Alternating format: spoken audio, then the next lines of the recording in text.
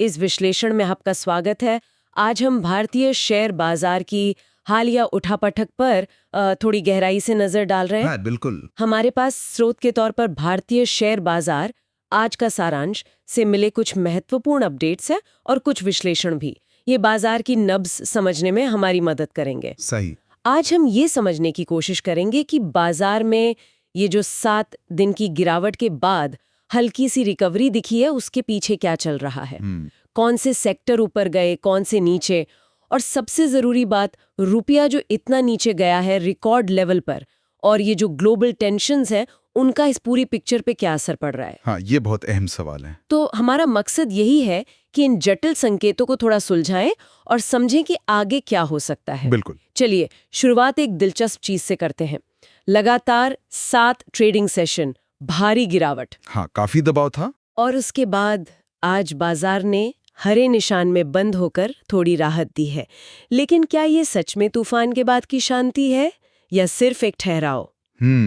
ये देखना होगा। चलिए इसे खोलकर देखते हैं, परत दर परत। जरूर। तो जैसा हमने कहा, 7 दिनों से जो गिरावट चल रही थी वो आज थमी। निफ्टी 50 में करीब 0.18% की बढ़त। हाँ, मामूली ही। और सेंसेक्स में भी करीब 0.14% बढ़त। बहुत बड़ी नहीं है, मानती हूँ, लेकिन लगातार गिरावट के बाद ये अहम है।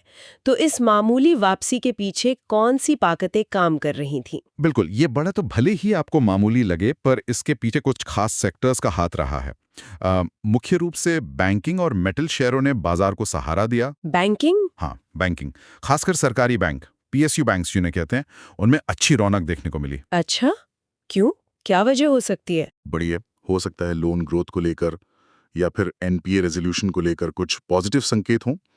इससे निवेशकों का भरोसा थोड़ा लौटा है। और दूसरी तरफ कमजोर होता अमेरिकी डॉलर, वो भी एक वजह बना। डॉलर का कमजोर होना वो कैसे मदद करता है? देखिए, जब डॉलर कमजोर होता है तो आमतौर पर कमोडिटीज, जिनका ट्रेड अक्सर डॉलर में होता है, वो बाकी दुनिया के खरीदारों के लिए सस्ती हो जाती हैं। अच्छा। इससे मेटल जैसी कमोडिटीज की मांग बढ़ने की उम्मीद होती है और इसका सीधा फायदा मेटल कंपनियों के शेयरों को मिला। समझ गई। और पीएसयू बैंकों की तेजी में सरकारी नीतियों का भी कुछ हाथ हो सकता है? हाँ, बिल्कुल हो सकता है। शायद सरकार की तरफ से किसी संभावित समर्थन की उम्मीदें भी इसमें भूमिका निभा रही हों। लेकिन ये तो तस्वीर का सिर्फ एक पहलू हुआ। आपने कहा बैंकिंग और मेटल ने सहारा दिया, पर क्या सब कुछ अच्छा ही था? कोई दबाव वाले क्षेत्र या स्टॉक भी थे? हाँ, बिल्कुल थे। ये रिकवरी, जैसा आपने कहा, एक तरफा नहीं थी। जहां कुछ सेक्टर्स ने सहारा दिया, वहीं कुछ कंपनियों से जुड़ी नेगेटिव खबरों ने बाजार पर दबाव भी बनाए रखा। जैसे? इसका एक बड़ा उदाहरण मैन इंडस्ट्रीज का शेयर है। वो आज करीब 8% तक लुढ़क गया। 8%? क्यों? कुछ रेगुलेटरी इश्यूज थे, मतलब नियामक संस्थाओं से जुड़े कुछ मसले सामने आए। तो ये दिखाता है कि बाजार अभी भी कितना सेंसिटिव है, खासकर कंपनी विशिष्ट खबरों को लेकर। हर स्टॉक की अपनी कहानी चल रही है, समझ लीजिए। ये स्थिति थोड़ी कंफ्यूजिंग लगती है। एक तरफ शेयर बाजार थोड़ा संभल रहा है, मामूली ही सही, लेकिन दूसरी तरफ भारतीय रुपया, वो डॉलर के मुकाबले गिरकर लगभग 88 रुपए 80 पैसे के अपने अब तक के सबसे निचले स्तर पर पहुंच गया। ये कॉन्ट्रडिक्शन क्यों?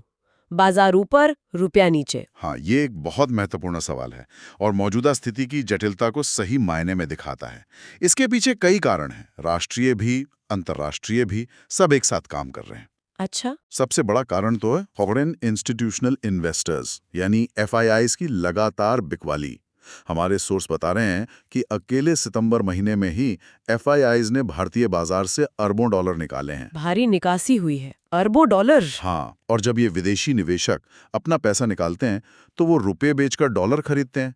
सीधा असर रुपए पे पड़ता है, दबाव बढ़ता है। समझ गई, एफआईआई आउटफ्लो एक बड़ी वजह है। बिल्कुल। इसके अलावा घरेलू कारण भी हैं। हमारी कंपनियों को, खासकर जो इंपोर्ट करते हैं, उन्हें अपने विदेशी पेमेंट्स के लिए डॉलर चाहिए होता है, तो डॉलर की डोमेस्टिक डिमांड भी बनी हुई है। फिर अमेरिका के साथ ट्रेड और वीजा पॉलिसीज को लेकर जो तनाव की खबरें आ रही हैं, वो भी रुपए पर दबाव डाल रही हैं। इन सब का मिला जुला असर ये हो रहा है कि निवेशक थोड़ा रिस्क लेने से कतरा रहे हैं। अच्छा, सेफ खेलना चाह रहे हैं। हाँ, सुरक्षित निवेश विकल्प ढूंढ रहे हैं। और यही वजह है कि आप देख रहे होंगे कि सोना और चांदी, उनकी कीमतें स्थानीय बाजार में आसमान छू रही हैं। हाँ बिल्कुल, सोना तो काफी ऊपर चला गया है। क्योंकि इन्हें अनिश्चितता के दौर में सेफ माना जाता है। और ये रुपए की गिरावट के खिलाफ एक हेज, एक बचाव का भी काम करते हैं। ये वाकई एक जटिल मिश्रण है कारकों का। चलिए अब थोड़ा और गहराई में जाते हैं, उन खास शेयरों पर नजर डालते हैं जिन्होंने आज सबसे ज्यादा ध्यान खींचा। आपने पीएसयू बैंकों और मेटल शेयरों का जिक्र किया, क्या कोई और भी शेयर या सेक्टर था जो मजबूत दिखा? हाँ, पीएसयू बैंकों और मेटल्स के अलावा आईटी सेक्टर से भी कुछ राहत मिली। कोफोर्ज नाम की आईटी कंपनी है ना, हाँ सुना है। उसका शेयर करीब 2.6% चढ़ा। इसकी वजह एक जानी मानी ब्रोकरेज फर्म से मिली पॉजिटिव एनालिस्ट रेटिंग थी।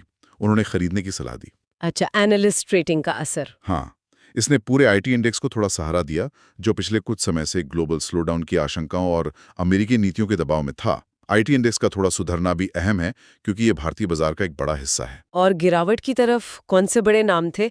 मैन इंडस्ट्रीज का तो जिक्र हुआ, जिसके शेयर 8% गिरे। हाँ, मैन इंडस्ट्रीज के अलावा बड़े प्राइवेट बैंकों में भी कुछ दबाव दिखा।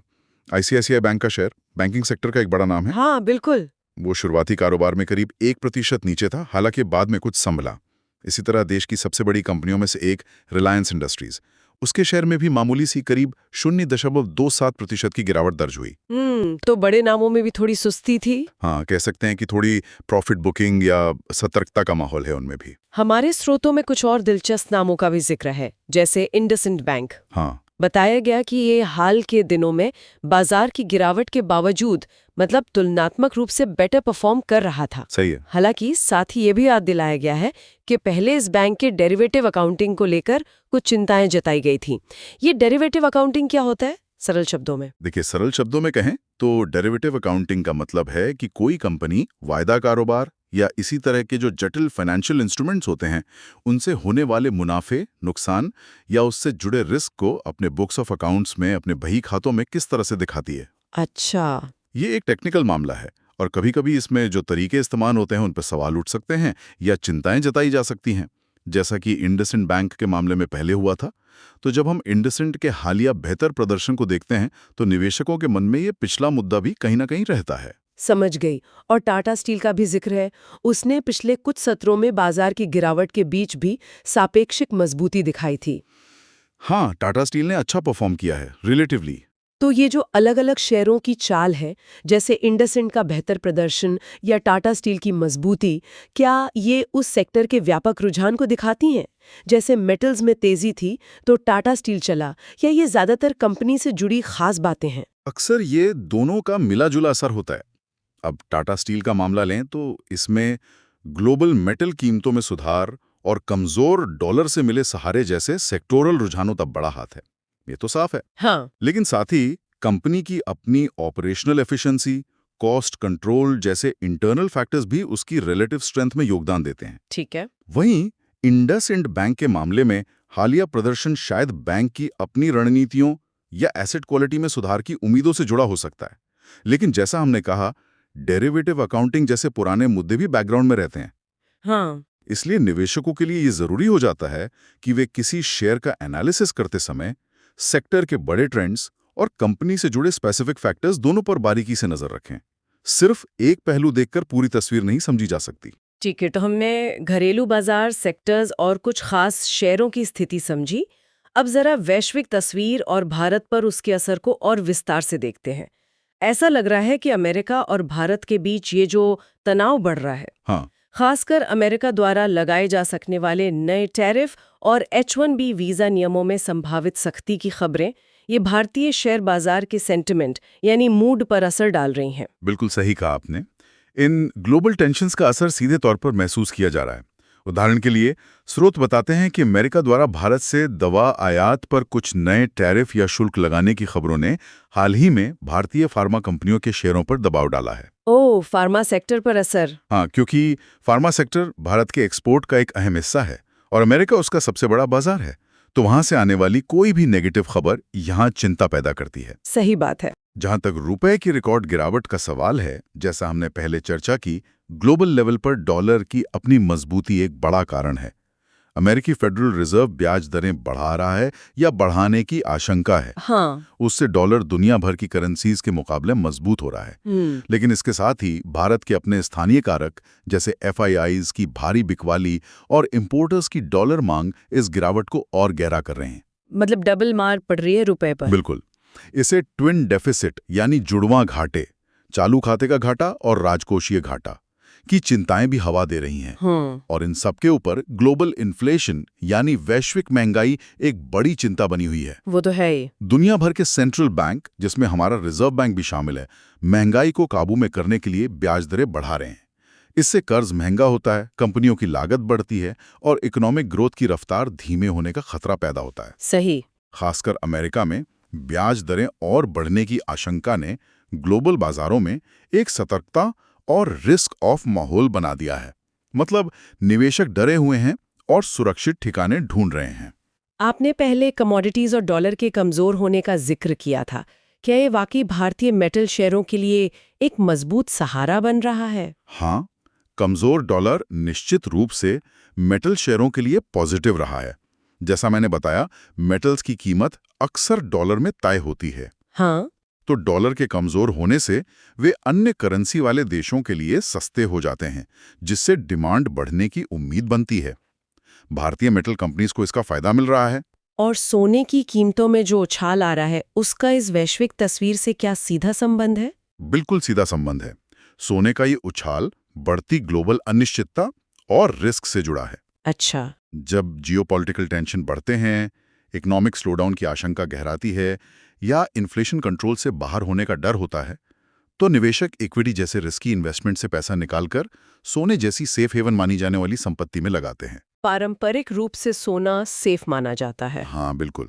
तो स्थानीय बाजार में सोने की कीमतों का नई ऊंचाई पर पहुंचना इसी ग्लोबल रिस्क ऑफ सेंटिमेंट और साथ ही रुपये की कमजोरी, जिससे इंपोर्टेड सोना और महंगा हो जाता है, का नतीजा है।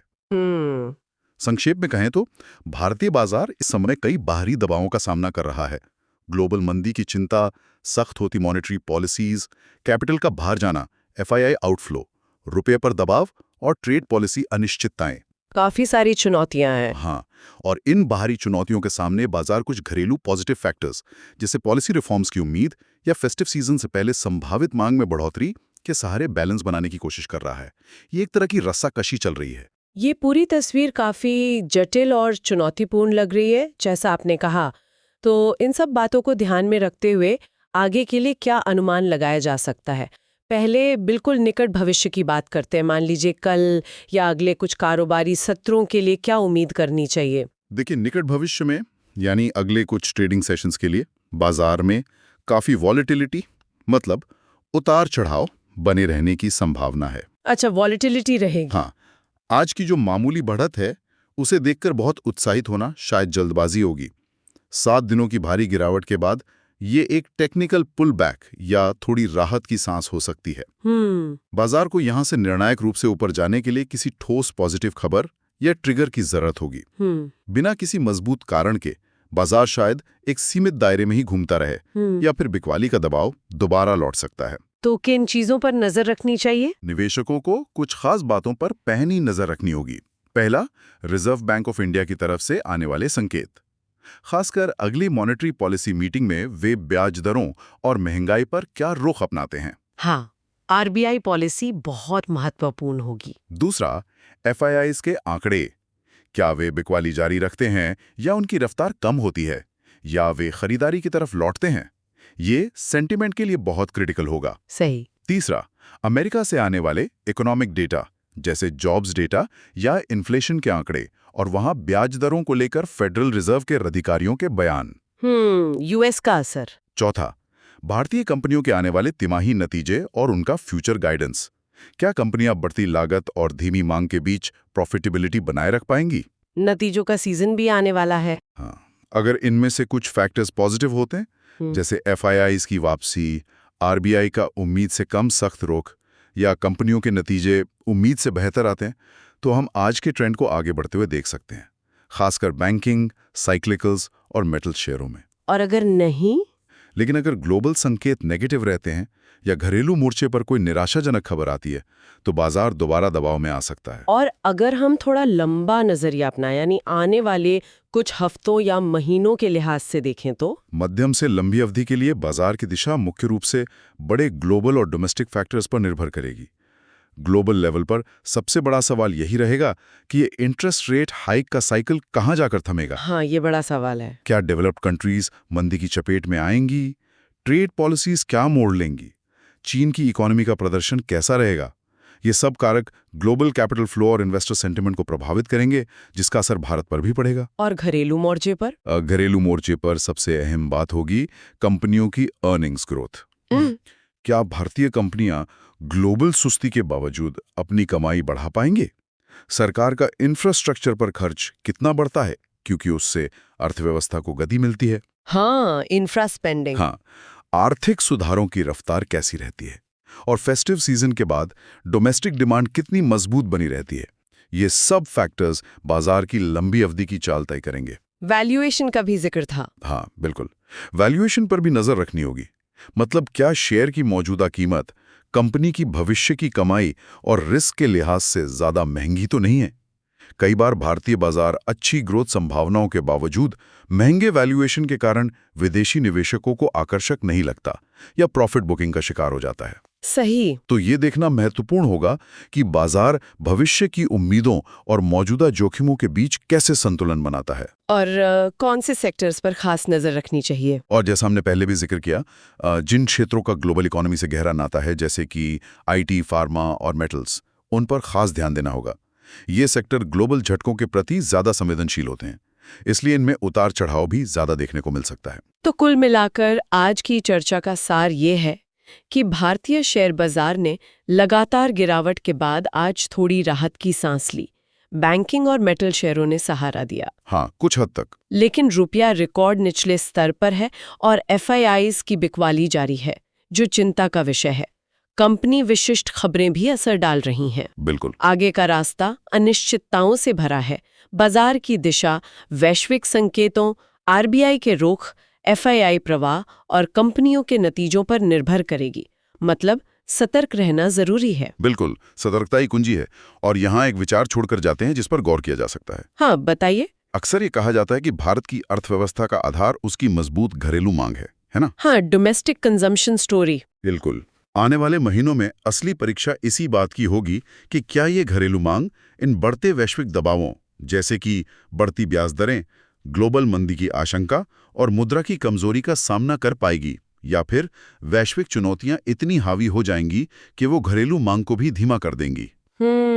ये देखने वाली बात होगी, घरेलू ताकत बनाम वैश्विक दबाव। हाँ, इन दोनों ताकतों के बीच का संतुलन ही शायद अगले कुछ समय के लिए बाजार की कहानी लिखेगा। इस गहरी और विस्तृत चर्चा के लिए धन्यवाद। धन्यवाद।